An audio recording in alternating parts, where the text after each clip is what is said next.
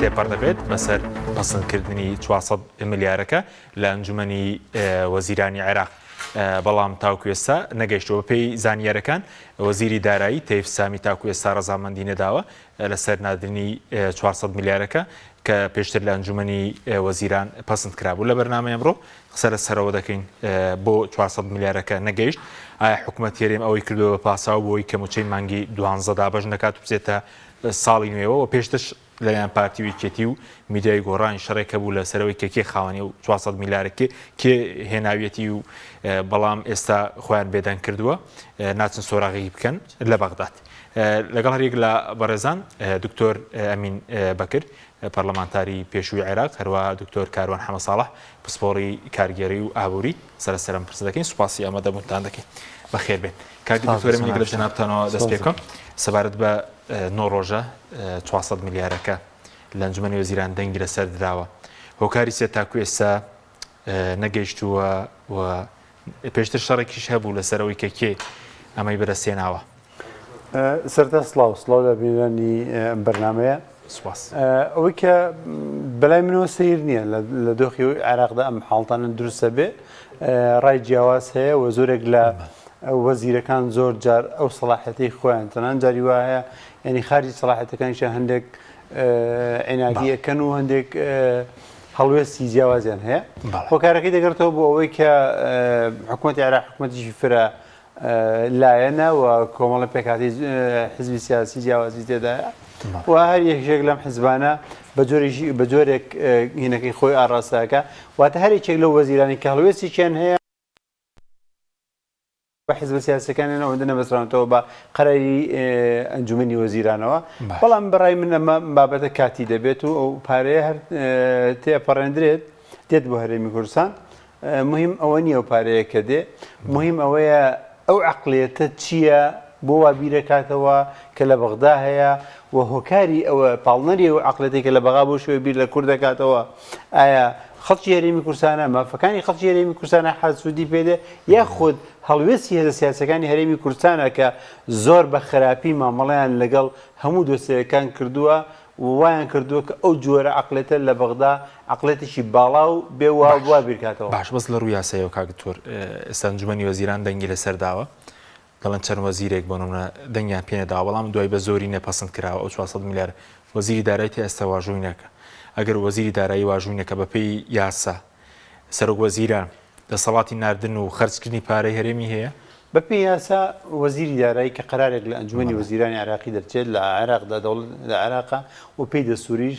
قەرارەکان زۆرتری لە دەسەڵاتی ئەنجومەنی وەزیرانە کاتێک کە ئەنجومەنی وەزیران نەک سەرۆک وەزیران ئەنجومەنی وەزیران بڕیاریدا ئەو کاتە وەزیر ناچارە بێت جێبەجێ بکە. جێبەجێ نەکردنەکەی پێم وایە ئەوەندەی کە بابەتێکی کارجێڕیە ئەوەندە بابەتێکی هێنیە ینی قەرارێک نییە کە نابێت. خۆ پێشتریش وەزیری پێشووی دارایی عەلی عەلاوی ئامادە نەبوو واژۆی کە بەسەر مستەفا کازمی دەیناردووە دوجار ئەبێ بینێرێ دوجار ببینێت بەس فشاریش دروست نەبووە چکار لە یەکەم ڕۆژ سکاڵا تۆمارکردن هەبوو دوو پەرلەمانتار یەکێکیان لە داواکاری گشتی یەکێکیان لە دادگای فیدراڵی سکاڵای تۆمارکرد بوو. فشارێک نییە لەسەر سوودانی ئەو فشارە دەمێکە هەیە و دەشبێت و هەمیشە دۆخی هەرێمی کوردستان تەعاملکردن لەگەڵ هەرێمی کوردستان چ نەرمی نواندە چ توندی یەکێکە لەو بابەتە گەرمانەی ئەبێتە چۆن دەڵێت کەرەسەیەکی ململانی سیاسی نێوان سیاسە عێراقیەکان خۆیاندا باشە و بە تایبەتی نێوان هێزە سیاسە شیعەکاندا ئەبێتە کەرەسەی ململانیکردنی نێوان هێزەکان و زۆرێک لە پەرلەمانتارەکان یان کەسانی سیاسی ئەم دۆسەیە بە گرنگ دەبین یان بە دۆسێکی چاورە بینن بە ئەوەی کە چۆن هەمووکو پرۆپاگەندەشی انتخابی هەمووکو ئەوەش کە بەکاری بێنن. بەڵام سەکەل لەسەر ئەم خاڵە نییە ئەمە دۆخێکی نۆرمەڵە لە وڵاتێکی دموکراتی فرەحیزبیدا. ئەوەی کە ناتەبیعیە ئەوەیە کە حەقێکی دەستوری مافێکی خەڵک دەبێتە جگای مشتومڕی سیاسی. ئەمە زۆر خراپە بەزەوچی کردو هەر عێراقیەکان یاخود حیزبەکانی ئەمە بەدەرەجە یەک هێزە سیاسەکانی هەرێمی کوردستان هێزی باڵادەست لە هەرێمی کوردستاندا لێ بەرپرسیارن لە دوای ئەوان ینی بەشێک لەوەی کە لە بەغدای بینم بەشێکی زۆری کاردانەوەیە بەرامبەر بە فرۆشتنینەوە بەسەر بەخۆیی بەرامبەر نادەتپەروەری لە هەرێمی کوردستاندا چونکە ئێمە ئەبینی لە هەرێمی کوردستاندا دوو چین دروست بووە چینێک هەژار و چینێک دەوڵەمەند و ئەرستۆکرات بەچی بە ئەو ئەرستۆکرات یان ئەو دەوڵەمەندە نییە کە لە ئەنجامی هێزەکانی وەبەرهێنان دەوڵەمەند بێ بەڵکو لە ئەنجامی دەست بە سەراگرتنی سامانی گشتی بە دەسەڵات ئەوەی کە ئۆلیگارشیتی دەسەڵات ئەم توێژە بەهێز و دەوڵەمەند بووە ئەم ناداتپەروەریە هەموو دنیای بینێ خەڵکی هەرێمی کوردستان هەمووی وەرزە لە دەسەڵاتی هەرێمی کوردستان واتە دەسەڵاتی هەرێمی کوردستان لە هەردوو لا دەسەڵاتێکی چۆن لە قێزەونە چ لە لای خەڵکی هەرێمی کوردستان چونکە دەسەڵاتشی ناداتپەروەرە و دۆسیێ مافەکانی هەرێمی کوردستان کاتەوە بە کەرەسەی سیاسی بۆ بەهێزکردنی خۆی واتە بۆ شەڕی دەسەڵاتداران لە هەرێمی کوردستاندا دوو پارتی دەسەڵات بە دەرەجەی یەک لەسەر ئەوە نییە کە مافی خەڵک دەستەبەرکن ئەوەی لەسەر ئەوەیە کە پێگە و ئیمتیازاتی خۆیان پارێزن بۆ دۆستی نەوتە لەس خۆیان نابێت دۆستی داراییەکان خۆیان نابێت دەسەڵاتەکان هەموو لای خۆیان بێت لە بەرامبەر عێراقیش قێزەونن چونکە ئەم هێزە نە خەڵکی خۆیان لیان ڕازیە و نە پابندیشن بە دەستور و بە عێراقێکی چۆن دەڵێت بۆ سیستەمێکی لە عێراقا باڵێ دێمە وڵات کاکتۆر جناویشت بە خێر بێی سپاس بە جەنابش بۆ سوینی بەڕێشت بزان بەسەر 400 میلیارەکە پێشتر هەڵایەکی زۆری لەسەر دروست بوو هەتا تیمی وەزاری پارتی و یەکێتی لەناو حکومە لەسەر 400 میلیارەکە وەڵامی یەکتریاندایەوە میدیای گۆڕان باسی لەو کرد وەزیری دارایی بە هەوڵی ئەو بووە ئێستا کە نەگەیشتووە دەبێت کێ سۆراخی بکات ڕاست سەردا سپاس بە جەنابەت بۆ کاک ئەمینش حکومیوان و سڵام هەرێ بۆ بیسەران و بینەرانی کەناڵی پەیام لە ڕاستە من هەر لەو سەرەتای ئەو دەنگۆی کەوا تیمی حکومەت سەرکەوتوو بوون لە بەغدا بە هەندێکیان مانوت کە وتیان 400 ملیارەکە دێت بەڵام باسییان ئەوە نەکرد کە بەرامبەر بەچی یعنی ئێستا حکوومەتی بەغدا با ئەمەم بەراورد دەکەین لە کاتێکا کە زۆر پێویستی بە هەرێمی کوردستان بوو نرخینەوە زۆر نزم بوو پێویستی بەوە بوو کە نەوتی هەرێمی کوردستان لە ڕێگەی سۆمەوە هەناردە بکە لەو کاتەیە زۆر لە پێشەوە و زۆر هەماهەنگیە کرد بۆی ڕێکەوتنێک بکرێت هەرێمی کوردستان ئەم ڕێکەوتنەی نەکرد لە ئێستاە کە بەغدادێک لە ماوەی نۆمانگی 2021 52 ملیار و 980 ملیۆن دۆلار واریداتی نۆمانگی 2021 بووە بەڵام لە 2022 بۆ بە 9 ملیار و 310 ملیۆن دۆلار کە لە 172 واریداتی زیای کردووە پێم وایە لە ڕووی داراییەوە لە ڕووی قووەی دانوستانەوە ئێستا لە بەغداد قووەی دانوستانی زۆر بەهێزە هەم لە ڕووی اقتصادیەوە هەم لە ڕووی سیاسیەوە و لە هەندێک ڕووی تریشەوە بۆیە کاتێک کە لە ماوەی ڕابردووە نەتوانرا ئەومتمان دروست کرد نەتوانراوە ڕێکەوتنێکی کۆنکرێتی لەسەر بنەمای دەستور لەسەر بنەمای بودجە لەسەر بنەمای تەنانەت ئەو هاتنە سەرخەتی وڵاتانی تریش کە هاتنە سەرخەت و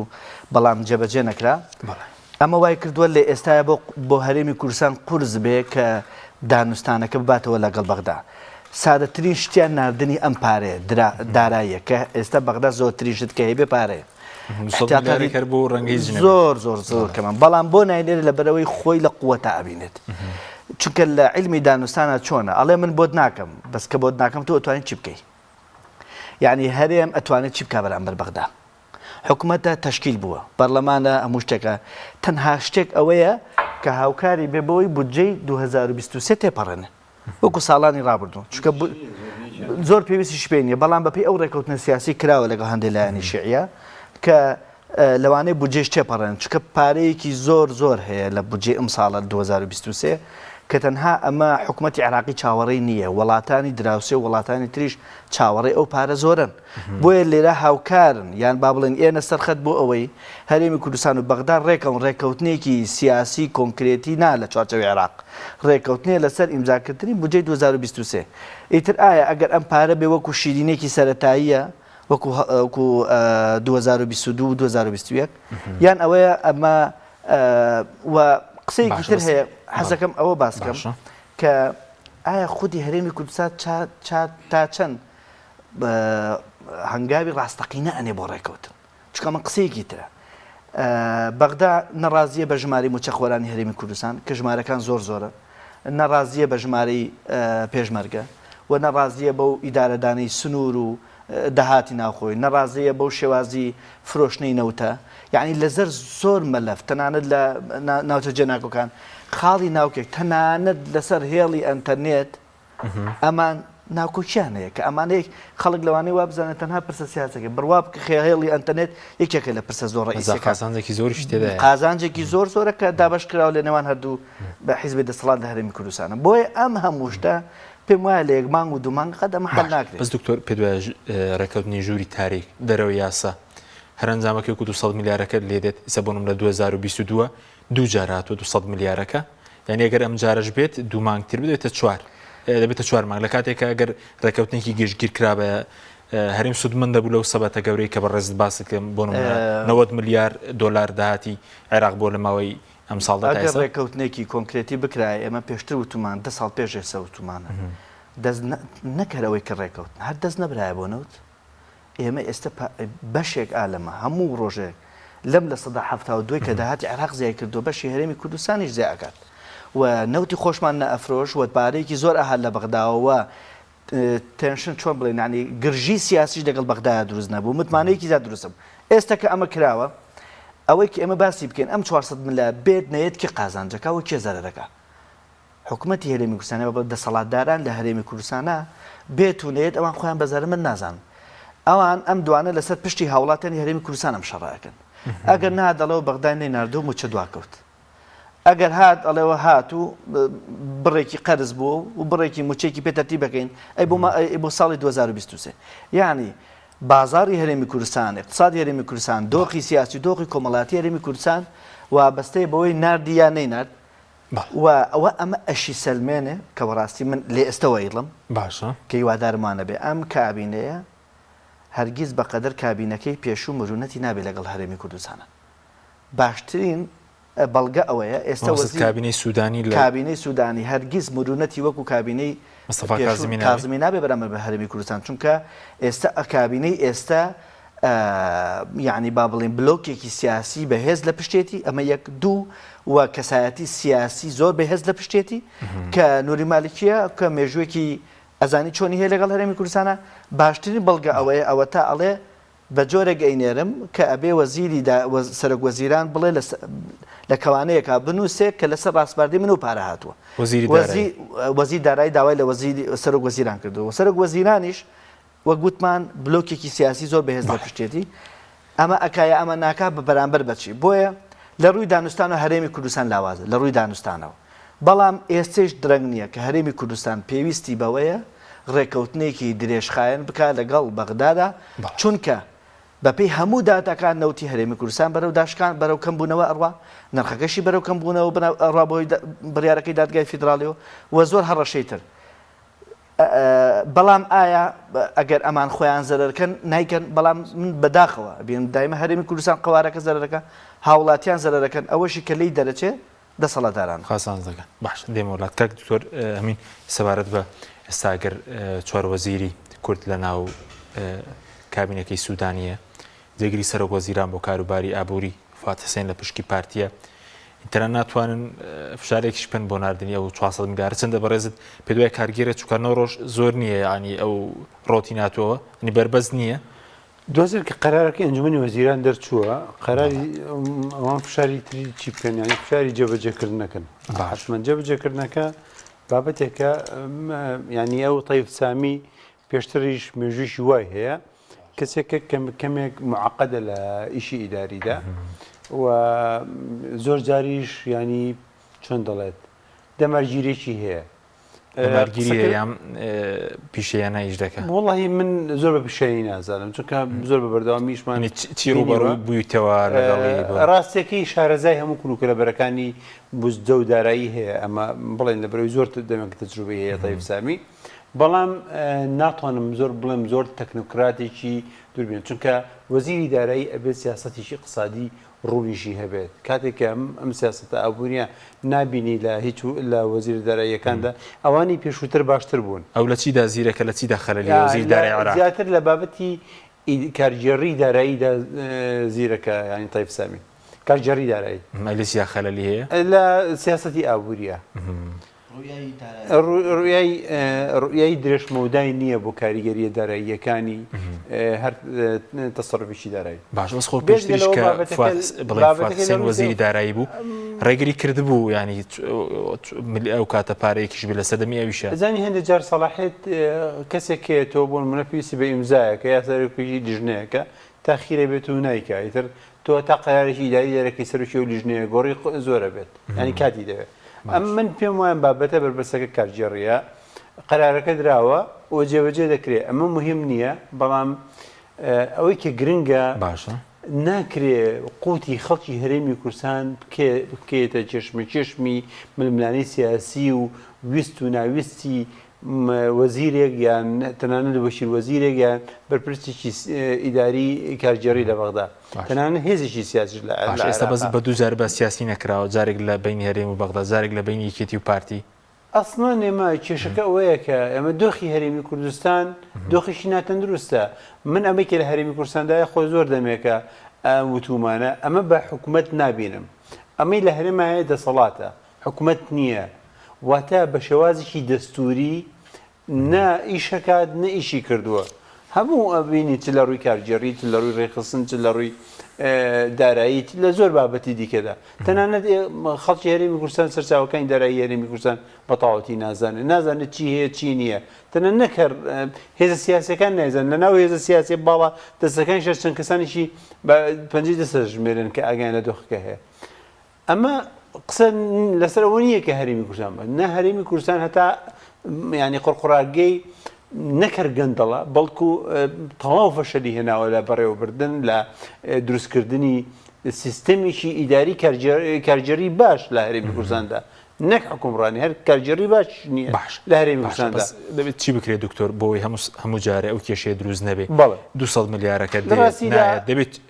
حل لە بنەڕەتێکە چی؟ حل لە بنەڕەتێکە ئەوەیە ئێستا ئەمڕۆ باشترە ئەم کابینەی باشترە لە کابینەیەکی ئایندا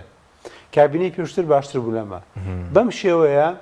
ئەگەر هەتا زوو هەنگاوێک هەڵگرن بە تایبەتی کە سوودێک ببین لەو ڕێکەوتنە سیاسی لە تەشکردنی حکوومەتە هەیان بووە باشە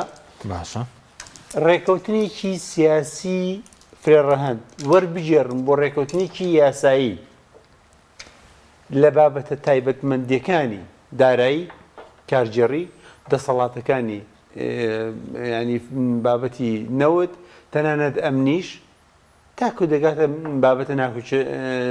ناکوچە زۆرەکانی کە لە نێوان هەرێم و حکوومەتی اتحادیایە یەک بێک لەسەر ئەم بابەتانە بوەستن بۆ نمونە بە یاساییکردنی مەسەلەی دارایی چۆنە بۆ هەموو جارێ ئەمە دووبارە نەبێتەوە بە یاساییکردنی مەسەلەی دارایی یەکەم شت دەستکاریکردنەوەی قانونی ئیدارەی مالیمان هەیە باشە کە لە 2019 تعدیل کراوەتەوە یاسای تازە دەرچوو ئەم یاسایە هەموو دەسەڵاتەکانی بە مەرکەزی کردێتەوە وەکو دەسەڵاتی ئەوەی کە ینی هەموو پارەکان چنەوە بەغدا چۆنێتی تەعاملکردن لەگەڵ هەرێمە بە هەمان ئەو شێوەیە کراوە کە لە یاسای ئیدارەی مالی دەینی عامی 2010 هەیەتەوە واتە دەکرا بۆ نمونە هەرێمی کوردستان لەسەر ئەم یاسایە لەبری ئەوەی دێ لەسەر یاسای بوجە گفتوگۆکە بڕۆشە لەسەر ئەم یاسایە بە تێر و تەسەری گفتوگۆی بکردا پێش ناردنی بۆ ئەنجومەی نوێرانی عێراقی بەو شێوەیە زۆر مهم بوو بۆ نمونە ئەو کاتە باسی مەقاسە بکرایە بۆ نمونە یاسای داراییدا باسی مەقاسە بکرایە مەقاسە چییە؟ حکوومەت ئەگەر داهاتێکی هەیە هەرێمی کوردستان داتاکانی بدایە بە بەغدا مەقاسە بکرای ئەوە نەکراوە بەپێی یاساکە بێت و داهاتەکان بنێتەوە بە بەغا لێ دووبارە تەوزیع بکرێتەوە باشە ئەمە یەک دوو مۆزوعی کۆکردنەوەی دەسەڵاتەکان کام دەسەڵاتانە ئەبەخشرێن کام داهاتانە ئەبەخشرێن بۆ نمونە هەندێک داهاتمان هەیە بەپێی یاساکانی بوجە بۆ نمونە داهاتی دەواازە سنوورەکان دەسایە پەنجای بۆ ئەو ناوچانەیە کە دەواازی سنووری لێ بەڵام ئەمە لە تەفسیرە کە دێتە سەر باسی هەرێمی کوردستان ناچێت ئەم تەفسیرەوە بابەتی ئەمە پەترۆ دۆلارمان هەیە ئەنجا بوجەکان بوجەی تەنمی ئەقالیمان هەیە بوجەی سیادی شەکل لەو بابەتانی کە هەر زۆر ئەوایە گفتوگۆیشی زۆر چڕی سەر بکرێت چەند شت هەیە ناو بوجەی سیادیە کە ینی پەیوەندی بە هەرێمەکانەوە هەر نییە بەڵام هاتووە قراوە ناو بوجەی سیادیەوە وەلە بوجەی گشتی دەڕوە بوجەی گشتی سیادی لە پێش هەموو شتێکەوە دەڕوات و ئەنجا ئەوەی دەمێنێتەوە دا بەشەکرێ بۆ نەگەسا 12 13 14 حەڤەیە بەشی هەرێمە جا بەشەکە نێردرێ هەموو ئەمانە ئەوە گفتوگۆی لەسەر بگرێت کە گفتوگۆی لەسەر ناکرێت بێزگە لەوە بابەتی دەسەڵاتی نەوتی کێ مافی فرۆشتنی نەوتی هەیە پارەکەی چۆن کۆکرێتەوە چێ چاودێری ئەکات ئەمانە شوێنی گفتوگۆن ئەمانەیان لەگەڵ بەغا یەکلا کردایەتەوە ئیتر خەڵکی کوردستان پێویستی بەوە نابوو بوزە نێردرا هات نەهات چی بوو چی نەبوو. سپاسم کاک دۆر کاروان سەوارەت بە موچەی مانگی 12 وا دیارە دەکەوێتە دوای سەری ساڵ وایە وا لێ چاوەڕوان دەکرێت والله بەس ینی غەریب نییە گەر بکەوێت غەریب نییە چونکە دەبڕێ شتی وامان بینیوە زۆرش خراپش بەس ئێستا دەیانەوێت ئەو مەسەلەی ناتنی 400 میلیارەکە ینی دواخستنی موچە بیخەنە ملی ئەوە کە بڵێن نهاتووە و بۆیە دوا دەکەوێت وڵا ئەمە زیاتر ئەو پەڕی بێتە ساڵاتی هەرێمی کوردستانە ئەو پەڕی نیشانەی ناشەفافێتە نیشانەی گەندەڵێکی زۆر لە هەرێمی کوردستانە نیشانەی لێچوونێک و نەزیفێکی زۆری داراییە لە هەرێمی کوردستانە بۆ حیزب و بۆ شەخص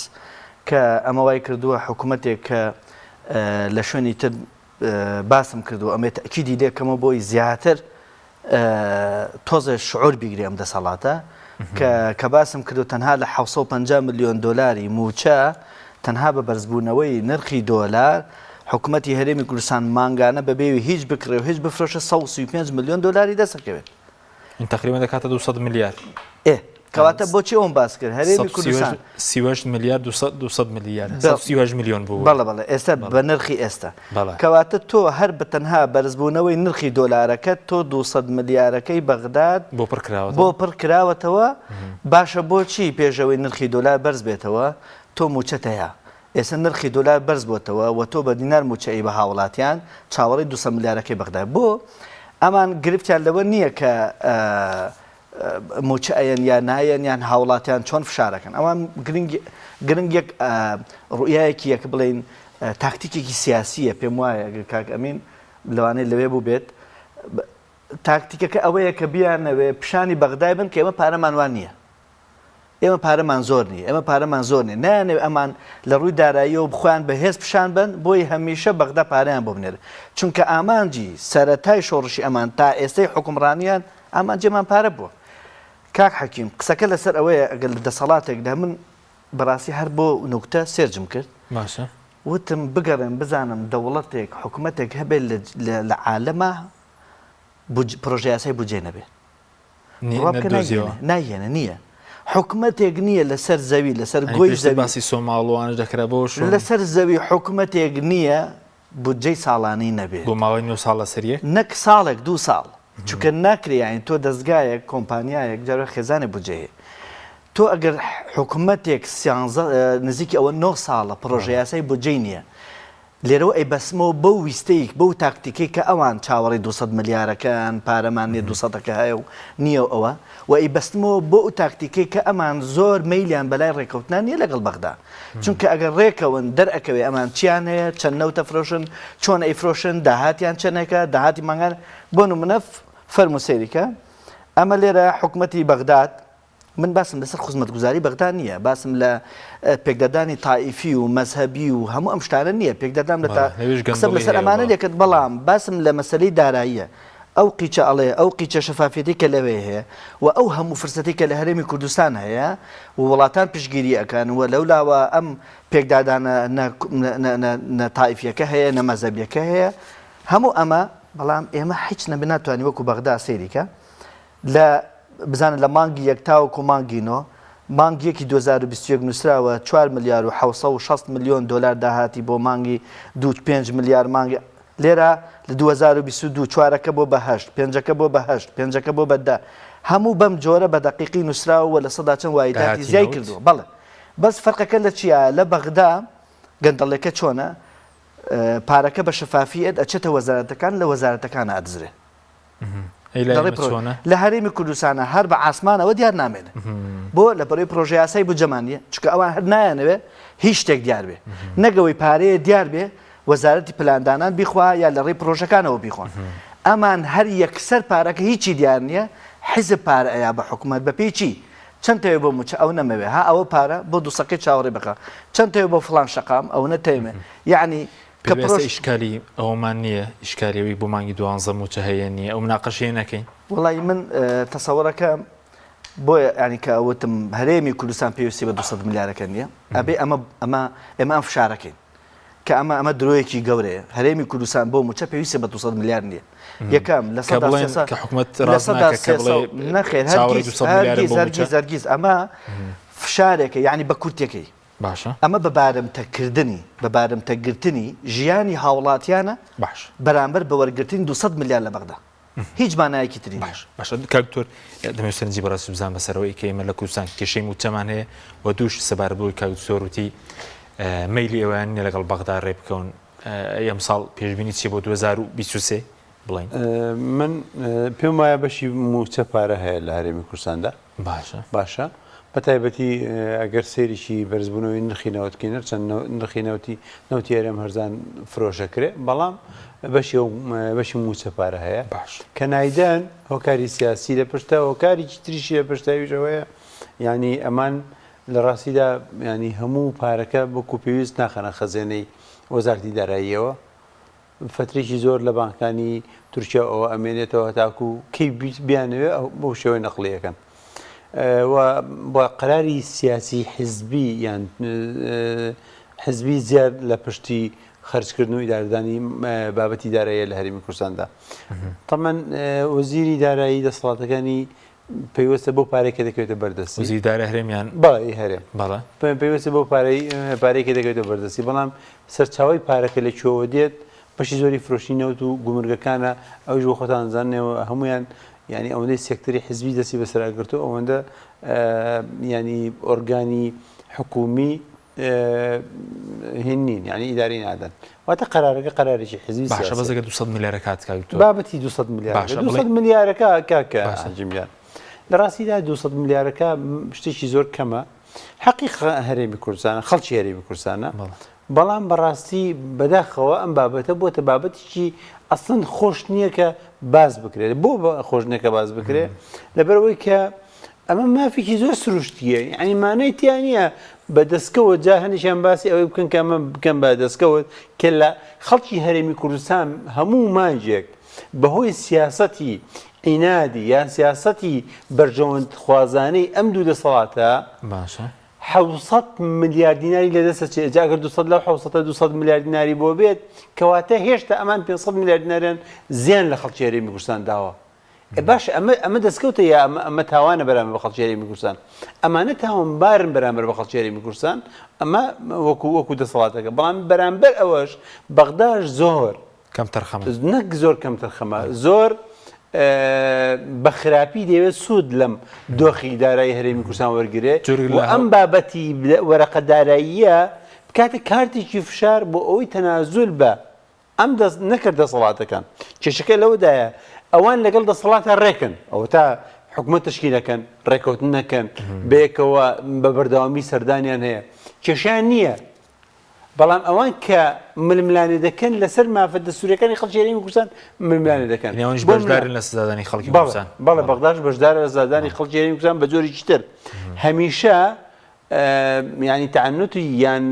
خراپ بەکارهێنانی دەسەڵات لایەن هەرێمەوە ئەکاتە بیان و بۆ دووبارە سزادانەوەی خەڵکی هەرێمی کوردستان واتە خەڵکی هەرێمی کوردستان لە نێوان دوو بەرداشایە و لە هەردوو لاوە سزا دەدرێت مافەکانی کراونتە ڕەهنی ململانی سیاسی لە نێوان دەسەڵاتدارانی هەرێمی کوردستان و دەسەڵاتی بەغا باشە بەس پێشتر راپۆرتێکی لیژنەی دەستپاکی پەرلەمانی کوردستان هەبوو بۆ نمونە لە مانگی چواری 2022 200 میلیارەکە هاتووە ڕێک بە قەدەرەوە تەمویلی بڵین پارە لە داهاتی ناوخۆ کەمی کردووە یعنی ئەمجارش کە هەماشە دووبارە بە 200 میلیارد کەم بێ کەمتر تەمویلی موچە بکەن لە داهاتی ناوخۆ بیگەڕنەوە پەیوەندی بۆ قسەی پێشومانەوەی کە ئاڵێم یعنی حزب تەمویلی حکومەتەکە واتە قەرارێکی سیاسیە ئەوەندە پارە بدەن بۆ وەزارەتی داراییەکی پێویستێتی بۆ موچە ئەوەندەی پێویستە تا ئەوەندەی بەرێ یعنی شتێکی تریە دەرێتێ بەشێکی کەم کورتی ینی پارێکی کەم بۆ بە هەندێک لە مەشروعەکان لە ڕاستیدا پێم سەیرە ینی پێم سەیرە هێزی وەکو گۆڕان دێت بەشداری لەم جۆرە حکوومەتەکە هێزی وەکو یەکێتی ئەگەر خۆی ئەگەر ڕاست دەکە ینی بەشداری لەم جۆرە ئیدارەدانەیە ئەکە بەس خۆشیان یەکێتی هەمان مۆدێلی نییە لێ مۆدێلەکەی جیاوازەکەی ڕاستیدا ڕاستە ئەوان ئەگەر بەبێ دەسەڵات ناژین پارتیشتی بەبێ دەسەڵات ناژین بەڵام لایەنەکانی ترشی بەڵێ کاتن ناکرێ تۆ ڕازیبی بەم جۆرە ئیدارەدانە ئەمە ئیداردانێکی زۆر بۆی آخر قسەیەکم کرد کاکتۆر باسیەوە کە هیچ حکوومەتێکم نبینیەوە کە بزینەوە طبعا ڕاستەکە تەنها ئەو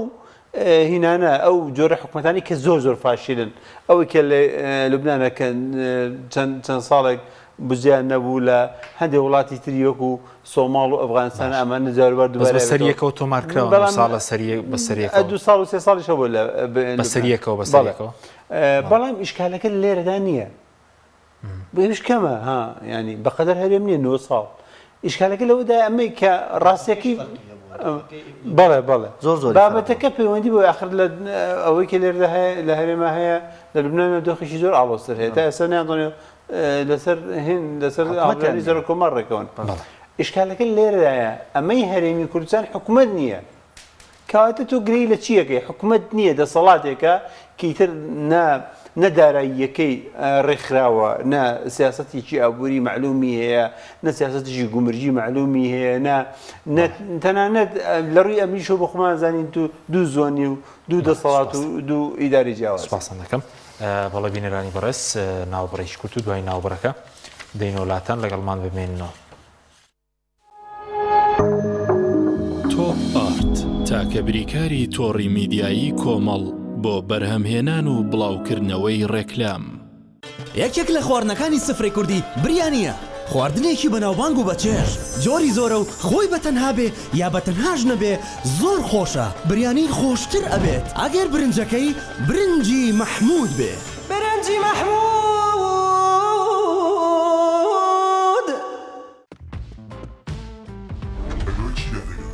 لەکوێ سیارەکەم بەدەست دەکەوێت؟ باوەکە نازانم بەڵام دەتوانی ببەرەوە بنێری بۆ 370 سیاری BMW بۆ بکەوە پیرۆزە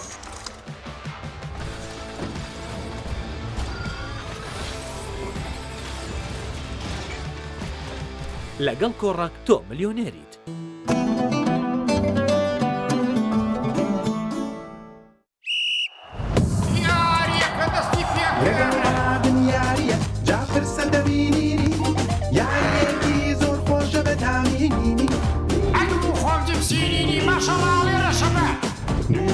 تيبي أولى تيبي أولى يو أملا جبسيني أحمالك ميسيري كان هيرج بركيني شو كان كربا خوراكي تيبي أولى أزاني أبي وقت من تعمي كي إنجا أزاني جول جول جول جول عفرة وقت ميسيلي أزاني هاتي عليك جول جول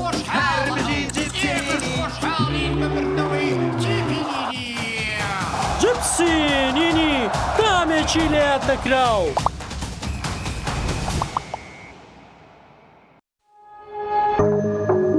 تۆپ ئارت تاکە بریکاری تۆڕی میدیایی کۆمەڵ بۆ بەرهەمهێنان و بڵاوکردنەوەی ڕێکلام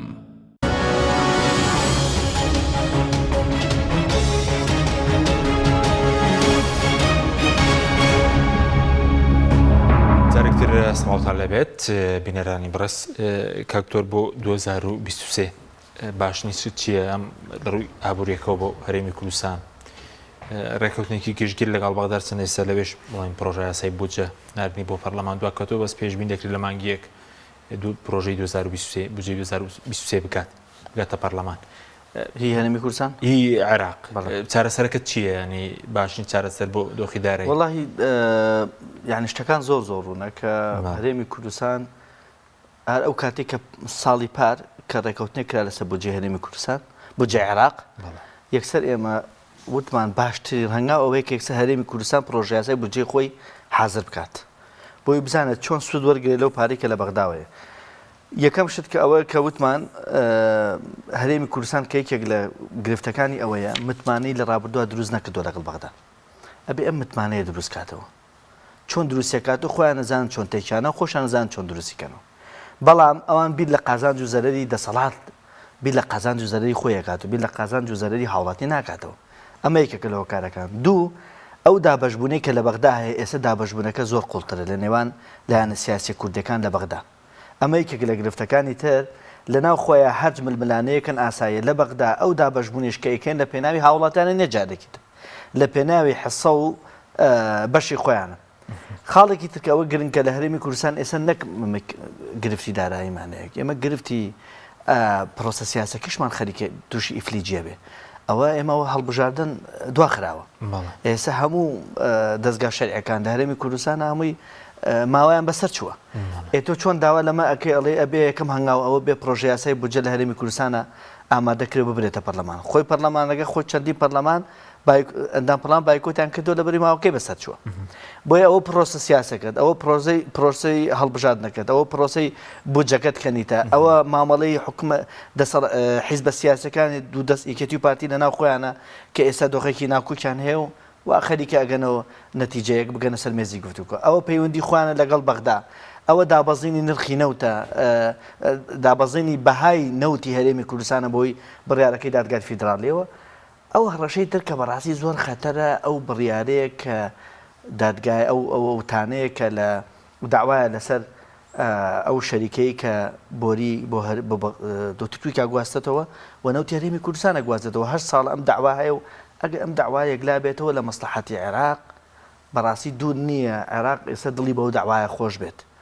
و بۆیە یەکێک لەو کارتانی تر کە لە داهاتووە بەکاری ئێنێت و ئەو کارتی دادگای فیدراڵیەکەش هەر لە بەردەسیاتی بەکاری ئێنێت بۆیە هەرێمی کوردستان بۆیە وتم لە مووقیفێکی ئێستا لاوازایە بەڵام پێ دوایە ئەم ساڵێکی سەر نەوت داهاتی خاڵە سنووریەکان ئەوەی کاکتۆر باسی کە پێ یاسای ئیداری مالی دەبێت لە 150 بچێتەوە بەغدا داهاتە ئیتیحادیەکان ڕێک دەکەون خۆی لە ڕاستیان ڕێکەوتنی نەوت بچینەوە سەر ئەوەی عقدی نەوت لەگەڵ وڵاتانی دراوسیا لەگەڵ تورکیا و لەسەر بۆنی نەوت و لەسەر فرۆشتنی نەوت و لەسەر شێواز دەڵگرتی پارەکەی بە جۆرێکە هەرێمی کوردستانی بەستوتەوە باسوێتەوە عقدێکی وا هەڵی کردووە غەڵەیەکی استراتیجی بە جۆرێک کردووە هەم لەسەر مەسەلەی پارەی نەوتەکەی لە شوێنی هەڵگرتنەکەی لەسەر سعری نەوتەکەی لەسەر نرخی واستنەوەی کە ئەمە چەندین کەس چەندین لایەن و جیهەت لە گەندەڵی ئەم پارە گلاون ئەمە وای کردو ئەمە یەکێک لە عەرقلەکان بۆ ڕێکەوتنی هەرێمی کوردستان لەگەڵ بەغدا لەسەر پرسی نەوت بۆیە ئەمە وای لێ هاتووە ئێستا بە کورتەکەی ڕێشی هەرێمی کوردستان ئێستا لە دەستی شوێنێکی ترایە کورت و مختصر ئێستا تورکیا بە ئاسانی مامەڵە ئەکا بە نەوت و مامەڵە ئەکا بە قەراری سیاسەتی هەرێمی کوردستانە بە ئاسانی هەرێمی کوردستان ناتوانێت بەسەر بەخۆ بچێت لەگەڵ بەغدا ڕێکەوێت و بڵێ ئەوە من نەوتەکە تەسلیمی ئێوە ئەەکەم و لەو ڕێگەوە نایفرۆشم بەو جۆرە بۆیە هەر ئەمە وای کردو بەغداد ئەو داوایە کە لە پاریس 8 ساڵە جوڵانوێتی دژی ئەوە و طبعاً تورکیاش کارتی خۆی هەیە بەرام بەغدا ئاوە زۆر شتەکە کارتی هەیە بەرامبەریان کە مای کردە هەرێمی کوردستان ئێستا وەکو داشێک بەکارهێنرێت مامەڵەی پێوە ئەکرێت و ئەوەی هەیە دەسەڵاتێکیش لەسەرەوە بیر لەوە ناکاتە چونکە حەزەکەم بگەینە ئەوە بەڕوونی قسە بکەین چی وا بکات لە هەرێمی کوردستان دەسەڵاتی هەرێمی کوردستان خۆیان بەرەو باشتر بن هەر لە هەموو وڵاتێک بچۆ سێرچکە ئەگەر حکومەتێک بۆ ئەوەی باشتر بێ ئەبێ دافعەکە بێ چەند دافعەکە بێ یەکێ لە دافعەکان هەڵبژاردنە باش ئەبێ لەگەڵ هاوڵاتیانە شەفافە بێ گەندەڵی کەمەکاتەوە لەبەرەوەی هەڵبژاردنێک لە پێشەوەی ئەتەسە دەنگی کەمکە ئێمە ئەوە هەڵبژاردن ئێمە ئەزانین چ جۆرە تەزویرێکە و هەڵبژاردن بە ئارەزی خۆیان دواقەن ئەوە حاڵی کۆمسیۆنە ئەوە حاڵی داتا و ئەوانەی کە بەشداری هەڵبژاردنەکەن خاڵێکی ترس لە مێژووە ینی ئەمانێک دەکوێی مێژی خۆیانە ترسن تاوەکو بێن بڵێن وەڵا ئەمە خەتەرە گەر ئێمە موچی ئەمانگە نەدەین یان دۆخی هاوڵاتیان لەوە خراپتر بێت ئەمە نقطەیەکی تر یعنی ئەمە کە پێتەڵەم علمی ئیداری حکومڕانیە کە حکومەتێک بۆ ئەوەی خزمەتی هاوڵاتیان کە بە پیاوەتی نایکە ئەبێ کۆمەڵە ترس هەبێ لە پشتەوە بۆ ئەوەی دەفعیکە و خزمەتکە سێهەمیان ترس لە ڕکابەری سیاسی عادی پێم بڵێ کێتی پارتی لە چ ڕکابەرێکی سیاسی ترسن لە چ ڕکابەرێکی سیاست ترسن ئەوە گۆڕان بوو گۆڕان بەشداری حکومەتی کردووە و گوێ لە وەزیرەکان گرە گوێ لە بەرپرسەکان گرە بۆیە ڕکابەری سیاسی ئێستا کێن ئەوانەی کە ڕکابەری سیاسی کێتی پارتیەکەن هەڵبژاردنە ناکرێت تا ڕکابەری سیاسی ڕاستەقینە دەرکەوێت ئەمەش ئەم ترسێکیان ڕەویوەتەوە شتێکی تر پەیوەندی بە ترس لە فشاری ناوخۆیی چ فشارێکی ناوخۆیی هەیە لەسەر ئەم دەسەڵاتە بۆ ئەوەی ناچاریکە ڕێکەوێت لەگەڵ بەغدا فشاری مەدەنیە فشاری خۆپیشاندانە چ فشارێکە هەموو ترسێکیان ڕەویوەتەوە بۆیە ئەمە وەکو کەسێکی لێ هاتووە یعنی کەسێکی تەمەڵ ینی تەماڵ و هیچ ترسێکی نییە چونکە ئەوەی کە ئینسان بەرەو پێشە بە ترس لەگەڵ خەون ترست نەبێ و خەونیشت نەبێ هەرێمی کوردستان بەرەو کوێبەی ساوان ترسیانی و خۆنیشان ترسیشان نیە و خەونیان نیە بۆ لەبەرەوەی من و تۆ لەگەڵ کاگەن خەون بۆ خەڵک مەوەسە بە ئەمە ببێن بۆ تۆزە خۆشیکی باش کە سەیری مۆندیالەکە یەکسەتی ئەگەی قەتەڕێوێ چی بکە ئەزانی قەتەر ئێوێ نازنامەی چی دروستکە ئەزانێ ئێوێ چ یاریەکی نەودەوڵەتی کا لەسەر مەسلەی وزە لەسەر مەسلەی کەتوو لەسەر مەسلەی باڵادەستی خۆیان بەقەدر سلێمانیە بێت باشە لەو دوورەوە هەموو شتێکی لە تۆ جیاوازە تۆ خۆت کوردی لە ناو کوردستانە لە هەرێمی کوردستانە نازانی هەرێمی کوردستان داوای چیەکە نازانی ئێوێ بەرەو کێ بڕوە و نازانی ئێوێ ئەم هەرێمی کوردستانە بە چ ئاخارەکە بەرە باڵێ سوپاس دەکەم کاک دکتۆر سەبارەت بە ڕێکەوتن لەگەڵ بەغداد ئەگەر نەکرێ بۆ ئەم ساڵیش دەرهاوی شتەکان چی دێ بۆ 2023 ببوورە دەرهاوی شتەکان چی دەبێ ئەگەر چکەسە پرۆژه یاسای بودجەش کە دواکەوتووە بۆ پەرلەمان درەنگ نییە پەرلەمانی عێراق هۆکارەکەی دیارە بەپی دەسوور هین بەپی یاساوە یاسای خانووی داری مالی ئەبێت ئەبای لە دەی تشرینی یعنی لە دەی تشرینی یەکەمدا مانگیدا بڵێ یاسای بودجە پرۆژه یاسای بودجە لە حکوومەتەوە ئامادە بکرێ بۆ بێتە ئەنجومەنی نوێرانی عێراقی بەڵام هەموو ساڵ ئەمە دوا کەوتووە وەکو عرفێکی لێ هاتووە باش ئایا دەنگ لەسەر یاسای بودجە ئەدرێ بڵێ لە 2023دا دەنگ لەسەر یاسای بودجە بێ ئەدرێ و عێراق یاسای بودجەی کاتی ناوێ کاکتۆر دەوێت مناقەشاکرێ بەڵام دەنجی لەسەر پێشبین دەکرێت بێت کەی مانگی ئاسانتر دەڕوات بۆ لەبەرچی ئاسانتر دەڕوات لەبەرەوەی زۆر چێشمی سیاسی نییە زۆرێک لە هێزە سیاسەکانیش چاوەڕێی ئەوە دەکەن کە ئەم بودجەی دەنگی لەسەر بدرێت لەبەرەوەی پرۆژەی پارێزگاکان بەشی زۆری وان لە ئەو بودجەیە خۆی دەبێت پێشبین دەکرێت بۆ مانگی سێی ساڵی داهات بچێتە بواری جێبەجێکردن پێم وایە ناگاتە ئەی سەبارە پشکی هەرێم و ڕێکەوتن و بابەتی پشی هەمان سیناروی ساڵانی ڕابردووە بابەتی پشی هەرێمی کوردستان دەمێکەوتومە ئەم ساڵیش ینی وەکو چەند بەندێک لە ناو یاسای بودجە جێگیر دەکرێت کە باز لە مافەکانی هەرێمی کوردستانەکە ئەگەر هەرێمی کوردستان ئەوەندە بەرمینەوتە بفرۆشێ بە ئەوەندەوە بەشە بودجەکەی لە سەدا ئەوەندە بێت لە بەغداوە بەڵام کە دێتە سەر جێبەجێکردن ئەم بابەتە گرفتێکی یاسایی دروستەکە هەرێمی کوردستان چۆن پارەکە بنێرێتەوە چونکە پێی یاسای قانون ئیداری وەکو مالی دەبێت پارەکە بچێتەوە بەغدا کە هەرێمیش هیچ کاتێ نەیناردێتەوە بەغدا هەرێم ژمارانێرە بۆ کتابێکەکە ئەڵێ ئێمە داهاتمان ئەمەندە بووە باشە واتە تۆ باقەکەیمان بەغدا باقەکەیمان بۆ بنێرە ئەگەر بەغدا بەمە قەنەعات بکە باشە ئەینێرێ بەڵام ئایا بەغدا بەمە قەنەعاتەکە چونکە لە بەغدا یەک جیهەتی قەرار نییە بۆ من لەم لاوە تۆ دیوانی چاودێری دارایی تێ ئەبێ کەشفی حسابە بکە بزانە ئایا وایە یان نە دوو بێزگەلەوە وەزارەتی دارایی خۆشی یان بێزگە دیوانی چاودێری دارایی وەزارەتی داراییش بەشی هینی هەیە بەشی متابعی هەیە بێزگەلەوە خەزێنە ئەم پارەیە لە چ خەزێنێکە کۆکرێتەوە بەس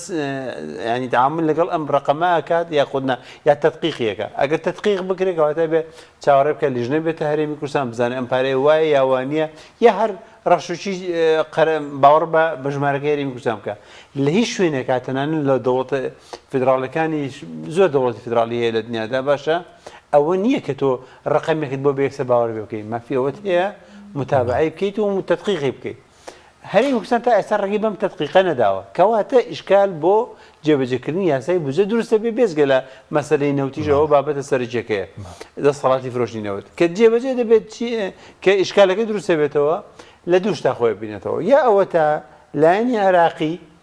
وەکو ساڵەکانی پێشتری تر ئینکاریەکە هیچ بۆ هەرێمی کوردستان نانێرێ و کێشەی سیاسی دروستە بێتەوە دیسانەوە جارێکی تر یاخود ئەوە تا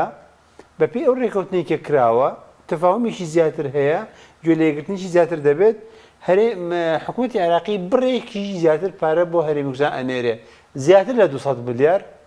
بۆ منە لەوانەیە 300 ملیار ئەوانە بنێرە بۆ هەرێمی کوردستان بەڵام ناگاتە ئەو مافەیە کە هەرێمی کوردستان ئەگەر ڕێکەوتنیکی جددی هەبێت لەگەڵ عێراقەوە ڕقەمەکان بە تەواوەتی بدا بە عێراقەوە بە شەفافی بدا بە عێراقەوە ڕێگا بدە دیوانی چاودێری دارایی عێراقی بێ چاودێری داهاتەکانی هەرێمی کوردستان بکات ئەو کاتە هەرێمی کوردستان لانیکەمی 500 تا 700 میلیارد دیناری مانگانەی بۆ دێ باشە ئەم ڕقەمە زۆری فەرق لەوەی تۆ 200 میلیارد تا 300 میلیارد بۆ بێ ئەمە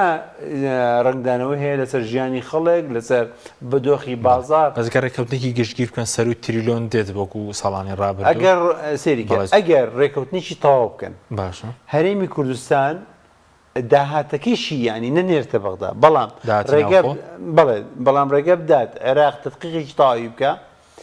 داهاتەکانی هەرێمی کوردستان زائیدەن نزیکەی 500 تا 700 میلیاردی بۆ دێت ئەو داهاتی کە خۆی دەستێکەوە 500 تا 700 میلیاردی بۆ دێت بۆیە قازانجی خەڵکی هەرێمی کوردستانە کە ئەم مەلەفی نەوتە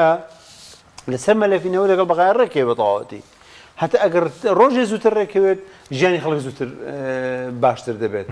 ئەوەی کە تا ئێستا دۆخی خەڵکی خراپ کردووە قەراری سیاسی هەرێمە بە بەردەوامی ئینکاریەکە لەسەر ئەو بەرمینە نەوتەی کە هەیە کە ئاڵێت ئەبێ ئەم دەسەڵاتە لە دەستی خۆمە بمێنێتەوە